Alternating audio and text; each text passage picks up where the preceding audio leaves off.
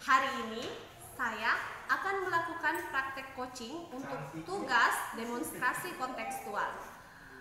Hari ini saya akan melakukan reka adegan yang membicarakan tentang seorang guru dari SMA Negeri 1 Tinanggung yang mengalami masalah dalam pembelajarannya. Di sini ada seorang murid dalam pembelajarannya yang kelihatan sangat tidak bersemangat dan sering mengabaikan tugas-tugas dari dia. Bagaimana Anda akan menanggapi hal ini? Baik, kita akan menyaksikan reka adegannya. Terima kasih. Ibu, Waalaikumsalam. bagaimana kabarnya Ibu? Alhamdulillah baik. Boleh saya berbincang dengan kamu hari ini? Boleh Ibu, boleh. Akhir-akhir ini saya melihat kamu sepertinya terlihat murung dan tidak bersemangat setelah kamu mengajar di 11 IPS 1. Apa ada masalah di kelas itu? Iya, memang ada sedikit masalah terkait pembelajaran yang ada di kelas itu.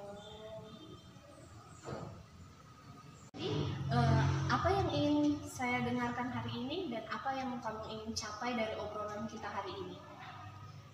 Saya ingin mendapatkan solusi dari Ibu terkait dengan masalah yang tadi, yang masalah pembelajaran. Terus ada lagi? Ini apa? Saya masih bingung. Ada salah satu murid di kelas itu, dia itu kurang aktif, dia kurang bersemangat mengikuti pembelajaran. Entah mungkin dia tidak suka mata pelajarannya yang saya ajar atau bagaimana itu. Coba deh kamu ceritakan kenapa sampai kamu merasa dia tidak menyukai mata pelajaran kamu. Pada saat mengajar itu dia sering melamun, terus dia bingung ketika mengerjakan tugas, bahkan dia sering juga tidak mengerjakan tugasnya. Siapa namanya ya? Itu Di PS1 itu? Agus. Kenapa sampai kamu merasa seperti itu? Bisa kamu jelaskan detail permasalahannya? Pada awal masuk mengajar itu dia semangat sekali, cuman ketika dia diberikan tugas, setelah penjelasan kan ada diberikan tugas, nah dia itu bingung gitu. Kemudian padahal sudah dijelaskan berulang kali, cuman dianya masih entah karena responnya lambat atau bagaimana, dia masih tetap bingung. Di situ mungkin awal mulanya dia malas mengerjakan tugas. Jadi kamu merasa dia tidak mengerti dengan apa yang kamu jelaskan dan kamu merasa bahwa dia sekarang banyak mengabaikan tugas-tugas yang kamu berikan, begitu? Iya, itu yang bikin saya bingung. Oke, saya paham. Ngomong-ngomong, selama ini apa yang biasa kamu lakukan untuk mereka untuk mengukur kemampuan mereka dalam mengajar seperti itu? Saya itu melakukan pemetaan kebutuhan belajar dan menanyakan, kan di pemetaan kebutuhan belajar itu kan kita menanyakan minat bakat serta mengukur kemampuan mereka di awal pertemuan. Apakah kamu melakukan pemetaan kebutuhan belajar siswa di kelas Agus? Sepertinya belum sih, soalnya kan pada waktu awal semester itu tiba-tiba ada panggilan untuk ikut BIMTEK, pelatihan karya ilmiah di provinsi, sehingga belum sempat untuk untuk melakukan pemetaan tersebut. Oh, jadi kamu tidak sempat melakukan asesmen awal. Iya.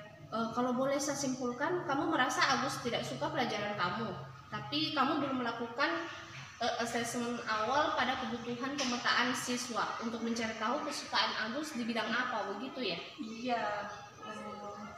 Oke, berarti ini kamu sudah tahu kenapa kamu merasa Agus kurang bersemangat di kelas kamu. Terus ada lagi tidak yang kamu pikir menjadi hambatan kamu dalam memberikan pelajaran kepada Agus? Sepertinya tidak ada. mungkin saya lupa juga kalau tugas-tugas yang saya berikan itu tidak sesuai dengan topik yang disukai oleh Agus. Nah, kira-kira apa yang solusi yang kamu pikirkan untuk mengatasi masalah itu?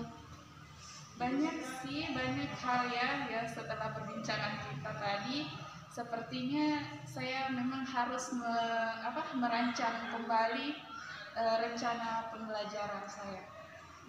Dari apa yang kamu sudah sampaikan dengan saya ini tadi, kira-kira apa sih yang menjadi prioritas utama kamu dalam menyelesaikan solusi dari masalah itu sendiri? Jadi pertama-tama mungkin saya akan melakukan pemetaan kebutuhan belajar.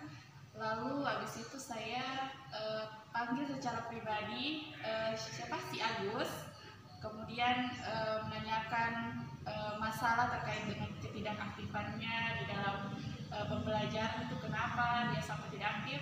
Kemudian juga saya berkomunikasi dengan wali kelasnya dan juga guru BK-nya terkait dengan masalahnya Agus. Lalu juga saya akan mengunjungi kedua orang tuanya untuk menanyakan mengenai hobinya dari si Agus ini, supaya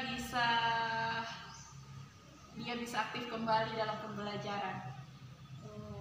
Saya rasa itu langkah-langkah yang baik sekali ya buat kamu dan pembelajaran kamu. Tapi untuk itu apakah ada hal lain yang dapat kamu lakukan untuk pembelajaran kamu sendiri? Juga akan melakukan pemetaan bukan hanya si Agus tapi juga murid-murid lainnya, dan membuat RPP berdiferensiasi yang sesuai dengan murid-murid saya. Ini menarik buat saya. Bagaimana dengan langkah lain yang kamu sebutkan sebelumnya? Saya merasa menemukan solusi yang harus diterapkan. Jadi saya itu harus melakukan komunikasi asertif terhadap Agus, bukan hanya Agus tapi murid-murid lainnya juga. Nah, apa dengan cara ini dapat membantu kamu saat nanti dalam proses pembelajaran kamu? Ya, dengan komunikasi yang baik ini dan juga melakukan pemetaan kebutuhan belajar, saya rasa itu akan membuat murid-murid lebih mudah untuk mengikuti pembelajaran nanti. Dari diskusi ini bisa ceritakan kembali apa yang akan kamu lakukan selanjutnya? Saya nantinya akan membuat RPP yang terdiferensiasi dan menerapkan komunikasi asertif pada siswa-siswa. Baik sekali ya. Saya sangat menyukai dengan apa yang dicapai dengan perbincangan kita hari ini. Lalu komitmen apa yang kamu akan lakukan dalam menjalankan rencana kamu ini? Saya mungkin akan bertemu dengan Agus. Saya berkomunikasi langsung dengannya secara pribadi dengan melakukan komunikasi asertif. Kemudian saya juga akan melakukan pemetaan kebutuhan belajarnya. Kemudian saya berkomunikasi juga dengan wali kelas, saya menyampaikan ke wali kelasnya dan juga guru BK-nya serta juga kedua orang tuanya. Kira-kira siapa yang dapat membantu kamu menjalankan komitmen kamu ini? Untuk membantu menjalankan komitmen ini itu wali kelas ya, karena dia itu merupakan wali siswa ketika dia berada di sekolah. Kemudian ibu juga selaku yang jadi teman bincang saya hari ini untuk mengingatkan komitmen saya terkait pembelajaran ini. Saya sangat sepakat sekali dengan ide kamu. Semoga berhasil ya. Iya, terima kasih Ibu. Sama-sama. Saya senang kamu terlihat kembali ceria dan tidak murung seperti sedia kala.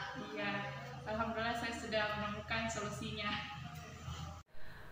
Bapak Ibu, demikianlah yang kita saksikan pada latihan praktek coaching pada kasus tersebut. Ini sesuai dengan model Tirta, yaitu tujuan, identifikasi, rencana aksi, dan tanggung jawab yang sesuai dengan pembelajaran kita pada modul 2.3 coaching yang sesuai dengan langkah-langkah dan urutan kemudahannya. Model Tirta dikembangkan dengan semangat merdeka belajar yang menuntun guru untuk memiliki keterampilan coaching. Hal ini penting mengingat tujuan coaching yaitu untuk melejitkan potensi murid agar menjadi lebih merdeka. Dengan model Tirta, guru diharapkan melakukan praktek coaching di komunitas sekolah Anda. Demikian video saya hari ini. Semoga bermanfaat.